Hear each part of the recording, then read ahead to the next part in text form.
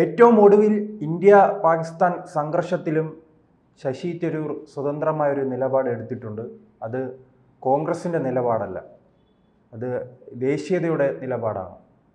അത് ദേശീയതയുടെ നിലപാടും ദേശീയതയുടെ ശബ്ദവുമാണ് എന്ന് മാത്രമല്ല, ശശി തരൂരിൻ്റെ നിലപാട് കോൺഗ്രസിനെ വലിയ തോതിൽ പ്രതിരോധത്തിലാക്കിയിരിക്കുകയാണ്.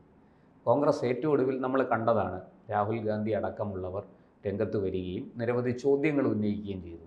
ഇൻ്റലിജൻസ് വീഴ്ചയെക്കുറിച്ച്, അതുപോലെ തന്നെ ഈ സംഘർഷത്തിൽ ഞങ്ങൾ സൈന്യത്തിനൊപ്പം ഉറച്ചു നിൽക്കുന്നു, പക്ഷേ നമ്മുടെ ഈ പ്രധാനമന്ത്രിയും പ്രതിരോധ മന്ത്രിയും ഒക്കെ എന്താണ് ചെയ്യുന്നത്, ഈ യുദ്ധം അവസാനിപ്പിക്കാൻ ട്രംപ് ഇടപെട്ടോ, മൂന്നാം കക്ഷി എന്തിനിതിൽ ഇടപെടിച്ചു, അത് വളരെ പണ്ട് തൊട്ടേ നമ്മൾ മൂന്നാം കക്ഷിയുടെ ഇടപെടൽ ഒഴിവാക്കിയിരുന്നതല്ലേ, ഇപ്പോൾ മോദി കീഴടങ്ങിയോ ട്രംപിന് മുന്നിൽ എന്നൊക്കെയാണ് അവരുടെ ചോദ്യം. ഇത് പലതും അർത്ഥശൂന്യമായ ചോദ്യങ്ങളാണ്, യാതൊരു പ്രസക്തിയുമില്ല. അങ്ങനെയൊന്നുമല്ല സംഭവിച്ചതെന്ന് അവർക്കും അറിയാം, എല്ലാവർക്കും അറിയാം. പക്ഷേ അതിന് ഏറ്റവും വലിയ ഒരു അടി അവർ നടത്തിയത്, അവർ BJPക്ക് അല്ലെങ്കിൽ ഈ സർക്കാരിന് കൊടുക്കാൻ ശ്രമിച്ചത്, ഇന്ദിരാഗാന്ധിയുടെ കാലത്ത് 71 നമ്മൾ ഒരു മധ്യസ്ഥതയ്ക്കും അമേരിക്കയെ അനുവദിച്ചിരുന്നില്ല, അല്ലെങ്കിൽ മറ്റൊരു രാജ്യത്തെയും നമ്മൾ അനുവദിച്ചിരുന്നില്ല എന്നൊക്കെ പറഞ്ഞാണ് രംഗത്ത് വന്നത്. അപ്പോൾ 1971 പോലെ ഒരു പ്രധാനമന്ത്രി മറുപടി കൊടുക്കാൻ, അമേരിക്കയ്ക്ക് കനത്ത മറുപടി കൊടുക്കാൻ, കനത്ത തിരിച്ചടി കൊടുക്കാൻ, വാക്കുകൾ കൊണ്ട് തിരിച്ചടി കൊടുക്കാൻ പ്രാപ്തനായ ഒരു പ്രധാനമന്ത്രി ഇന്നില്ല എന്ന് പറഞ്ഞ് ഇന്ദിരാഗാന്ധിയെ ഉയർത്തിക്കാട്ടുകയാണ് കോൺഗ്രസ് ചെയ്തത്. തരൂർ അത് വളരെ നിസ്സാരമായിട്ട് പൊളിച്ചു. BJPക്ക് ഒരു മറുപടി അതിൽ പറയേണ്ടി വന്നില്ല, കേന്ദ്ര സർക്കാരിനും അക്കാര്യത്തിൽ പ്രതികരിക്കേണ്ടി വന്നില്ല. തരൂർ വളരെ വ്യക്തമായിട്ട് പറഞ്ഞു, 71 സാഹചര്യമല്ല 2025. 71 യുദ്ധമായിരുന്നു. 71 ബംഗ്ലാദേശ് വിമോചനം എന്ന് പറയുന്ന ഒരു ധാർമ്മിക ആവശ്യമുണ്ടായിരുന്നു. ബംഗ്ലാദേശിന് സ്വാതന്ത്ര്യം വേണം, വെസ്റ്റ് പാകിസ്ഥാനിൽ നിന്ന് ഈസ്റ്റ് പാകിസ്ഥാന് സ്വാതന്ത്ര്യം വേണം എന്നുള്ള ഒരു ധാർമ്മികമായ അവകാശം ആയിരുന്നു അന്ന്, അല്ലെങ്കിൽ ആവശ്യമായിരുന്നു അന്ന് ഉണ്ടായിരുന്നത്.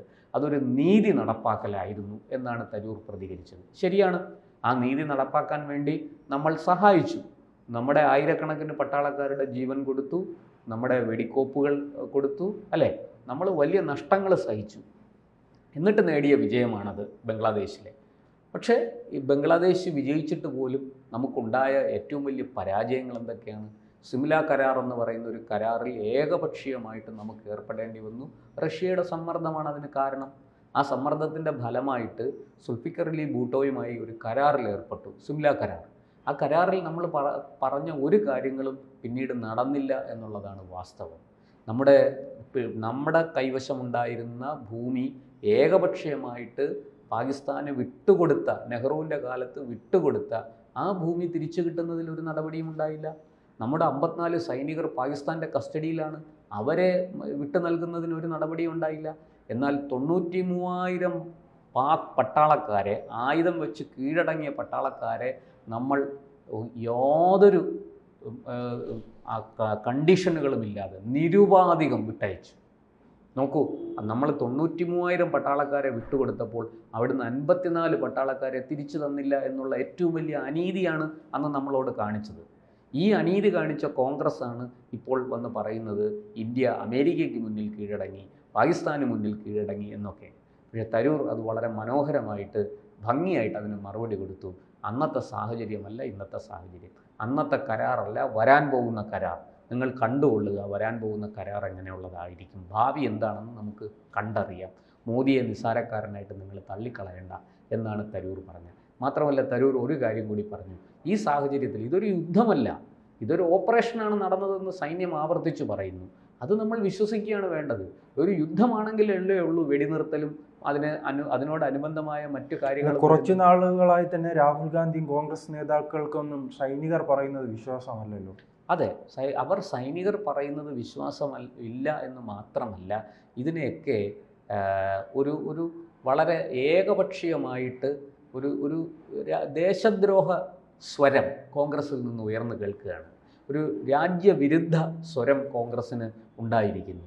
അവർ ഈ കമ്മ്യൂണിസ്റ്റുകാരുടെ ചൂട് പിടിച്ച്, നമുക്കറിയാം, ഇപ്പോൾ 2 ദിവസം ദേശാഭിമാനി പത്രമൊക്കെ വലിയ രീതിയിൽ ഈ ഇന്ത്യൻ ആക്രമണത്തെ അല്ലെങ്കിൽ ഇന്ത്യ നടത്തിയ നീക്കങ്ങളെ പിന്തുണയ്ക്കുകയും വാർത്തകൾ കൊടുക്കുകയൊക്കെ ചെയ്തു. സൈന്യത്തിന് വളരെയധികം ബൂസ്റ്റ് ചെയ്ത് വാർത്തകൾ വന്നു. പക്ഷേ ഇന്നിപ്പോൾ അവർ നേരെ തിരിഞ്ഞിരിക്കുന്നു. ഇന്ന് നിരവധി ചോദ്യങ്ങളാണ്. എന്തിന് യുദ്ധം നിർത്തി? അതിന് ആരാണ് യുദ്ധത്തിൽ ഏർപ്പെട്ടത്? മോഡി മറുപടി പറയണം. ജോൺ ബ്രിട്ടാസിൻ്റെ പിന്നെ നെടുനീളം ലേഖനങ്ങൾ വരുന്നു. വലിയ രീതിയിൽ അത്തരത്തിലുള്ള നരേറ്റീവുകൾ ക്രിയേറ്റ് ചെയ്യപ്പെടുന്നു. ഇന്നിപ്പോൾ നമ്മൾ കണ്ടുകൊള്ളണം, ഈ നമ്മുടെ മുഖ്യധാര മാധ്യമങ്ങൾ, ദൃശ്യമാധ്യമങ്ങൾ അടക്കമുള്ളവർ ഇന്നു മുതൽ ഈ ചർച്ച കൂടി കഴിയട്ടെ, ഇന്നത്തെ ഈ എന്താ പറയുക, ഈ ഡയറക്ടർ ജനറൽ ഓഫ് മിലിറ്ററി ഓപ്പറേഷൻസിൻ്റെ നേതൃത്വത്തിലുള്ള ചർച്ച കഴിഞ്ഞാൽ അപ്പോൾ തൊട്ട് ഇന്ത്യയെ ചെളിവാരി എറിയാൻ തുടങ്ങുന്നത് നമുക്ക് കാണാം. അങ്ങനെ സംഭവിക്കാതിരിക്കട്ടെ എന്ന് നമുക്ക് ആഗ്രഹിക്കാം. പക്ഷേ നമ്മുടെ രാജ്യത്തെ മാധ്യമങ്ങളുടെ സ്വഭാവം നമുക്കറിയാം. അവർ വളരെ ഏകപക്ഷീയമായിട്ട് രാഷ്ട്രീയമായിട്ട് ഇതിനെ മുതലെടുക്കാനും ഈ കേന്ദ്ര സർക്കാരിനെ വേട്ടയാടാനും ശ്രമിക്കുമെന്നുള്ള കാര്യം തീർച്ചയാണ്. അവിടെയാണ് ഒരു വേറിട്ട ശബ്ദം നമ്മൾ ശശി തരൂരിൽ നിന്ന് കേൾക്കുന്നത്. ജോൺ ബ്രിട്ടാസ് അല്ല ശശി തരൂർ. ശശി തരൂരിന് വിവരവും വിദ്യാഭ്യാസവും ഉണ്ട് എന്ന് മാത്രമല്ല, പക്ഷേ ഈ പാർട്ടിയുടെ സ്വന്തം പാർട്ടിയുടെ നിലപാടിനെതിരെ നിരന്തരം രംഗത്ത് വരുന്ന ശശി തരൂരിനെതിരെ എന്തെങ്കിലും നടപടിക്ക് സാധ്യതയുണ്ടോ? ഈ ഇന്നത്തെ നിലയ്ക്ക് കോൺഗ്രസ്സിന് പെട്ടെന്നൊന്നും ചെയ്യാൻ സാധിക്കില്ല. കാരണം കോൺഗ്രസ് വളരെ ദുർബലമായ ഒരു സാഹചര്യത്തിലൂടെ കടന്നു പോവുകയാണ്. ഇപ്പോൾ നമുക്ക് കേരളത്തിൽ തന്നെ അറിയാം, വളരെ എന്താ പറയേണ്ടത്, നേതൃമാറ്റമൊക്കെ നടത്തി KPCCക്ക് പുതിയ അധ്യക്ഷനെ കൊണ്ടുവന്ന് കേരളത്തിലെ കോൺഗ്രസ്സിനുള്ളിൽ വലിയ സംഘർഷത്തിൻ്റെ വക്കിൽ നിൽക്കുകയാണ് ആ പാർട്ടി.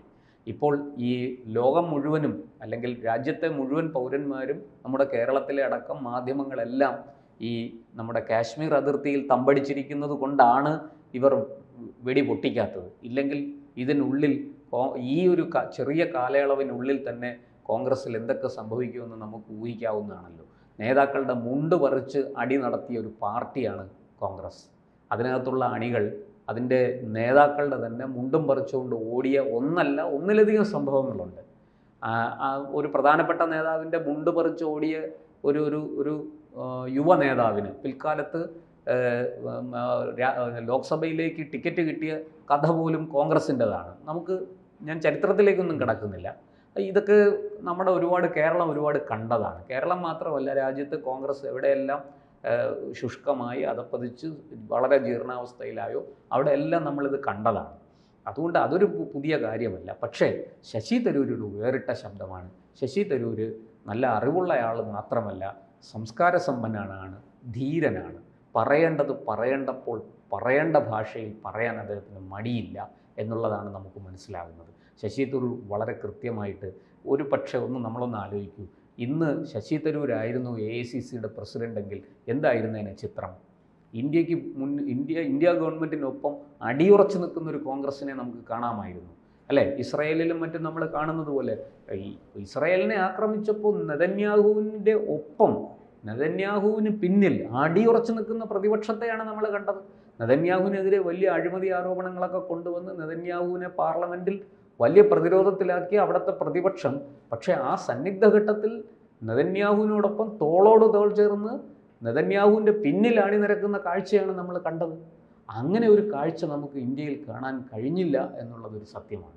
ഇവിടെ വലിയ വായിലൊക്കെ പറഞ്ഞു ഞങ്ങൾ സൈന്യത്തിനൊപ്പമാണ്, ഗവൺമെൻറ്റിന് എല്ലാ പിന്തുണയും കൊടുക്കുന്നു എന്നൊക്കെ പറഞ്ഞ രാഹുൽ ഗാന്ധി പറഞ്ഞ് 24 മണിക്കൂർ കഴിയുന്നതിന് മുമ്പ് മാറ്റി പറയുന്ന ശബ്ദം, ആ വാക്കുകളാണ് നമ്മൾ കേട്ടത്.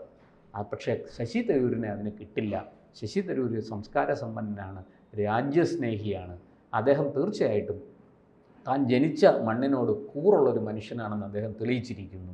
ശശി തരൂരിനെ സംബന്ധിച്ച് തരൂർ കാര്യങ്ങൾ ഭംഗിയായിട്ട് പഠിച്ചു പറയുന്ന ആളാണ്. വിമർശിക്കേണ്ടപ്പോൾ അദ്ദേഹം വിമർശിക്കും. പ്രതിപക്ഷത്തിന് വിമർശിക്കാം, തീർച്ചയായിട്ടും സർക്കാരിനെ വിമർശിക്കാനുള്ള സ്വാതന്ത്ര്യവും അധികാരവും അവകാശവും പ്രതിപക്ഷത്തിനുണ്ട്. പക്ഷേ അത് ഇത്തരം ഒരു നിർണായക ഘട്ടത്തിലാകരുത്. എന്നു മാത്രമല്ല, നമ്മുടെ സൈന്യത്തെ അവിശ്വസിക്കരുത്.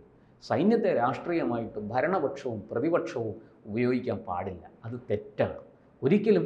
അതുകൊണ്ടാണ് പലപ്പോഴും നമുക്കറിയാം ഇന്ത്യ ഗവൺമെൻറ് എത്ര ഭംഗിയായിട്ടാണ് കാര്യങ്ങൾ കൈകാര്യം ചെയ്തത്. മോദിയോ രാജ്നാഥ് സിംഗോ അമിത്ഷായോ ഒന്നും അല്ലല്ലോ ഒന്ന് പത്രസമ്മേളനം നടത്തിയത് നമ്മുടെ സൈന്യത്തിൻ്റെ വക്താക്കളാണ്. അതും ഏറ്റവും ഉയർന്ന സൈനിക മേധാവിമാരല്ല, അതിന് താഴെയുള്ള ആൾക്കാർ, നിയോഗിക്കപ്പെട്ട ആൾക്കാരുണ്ട്. അത് ആർമിയുടെയും നേവിയുടെയും എയർഫോഴ്സിൻ്റെയും ഒക്കെ നിയോഗിക്കപ്പെട്ട ആൾക്കാരുണ്ട്. നമുക്കറിയാം അറ്റാക്ക് കഴിഞ്ഞ ഉടനെ 2 സ്ത്രീകളാണ് വന്ന് എന്താ പറയേണ്ടത്, വളരെ ഭംഗിയായിട്ട് പത്രസമ്മേളനം നടത്തി, ഞങ്ങളിങ്ങനെയൊക്കെ ചെയ്തു, ഇത്ര നാശനഷ്ടങ്ങൾ വരുത്തി, കൂടുതൽ വിവരങ്ങൾ പിന്നാലെ അറിയിക്കാം എന്ന് പറഞ്ഞ് പത്രസമ്മേളനം നടത്തിയിട്ട് കയ്യടിയും വാങ്ങി തിരിച്ചു പോയത്. അവിടെ ഒന്നും സർക്കാർ അതിനെ രാഷ്ട്രീയ നേട്ടത്തിന് ഉപയോഗിച്ചിട്ടില്ല. ഭാവിയിൽ അത് ഉപയോഗിക്കുമായിരിക്കാം, പക്ഷേ ഇപ്പോൾ ഈ സാഹചര്യത്തിൽ അത് ഉപയോഗിച്ചില്ല. ആ മാന്യത പ്രതിപക്ഷവും കാണിക്കണമായിരുന്നു. അവർ അതിന് പകരം സർക്കാരിനെ പ്രതിക്കൂട്ടിൽ നിർത്താനും സൈന്യത്തെ അവഹേളിക്കാനും ഒക്കെ ശ്രമിക്കുന്നത് വളരെ നിർഭാഗ്യകരമാണ് എന്ന് മാത്രമേ ഈ അവസരത്തിൽ പറയാനുള്ളൂ. ശശി തരൂരിനുള്ള തിരിച്ചറിവ് രാഹുൽ ഗാന്ധിക്കില്ല എന്നാണ് ഈ സമീപകാല സംഭവങ്ങൾ തെളിയിക്കുന്നത്. കൂടുതൽ വാർത്തകളും വിശേഷങ്ങളും നിങ്ങളിലേക്ക് എത്താൻ ABC മലയാളം സബ്സ്ക്രൈബ് ചെയ്യുക, ബെൽ ബട്ടണും അമർത്തുക.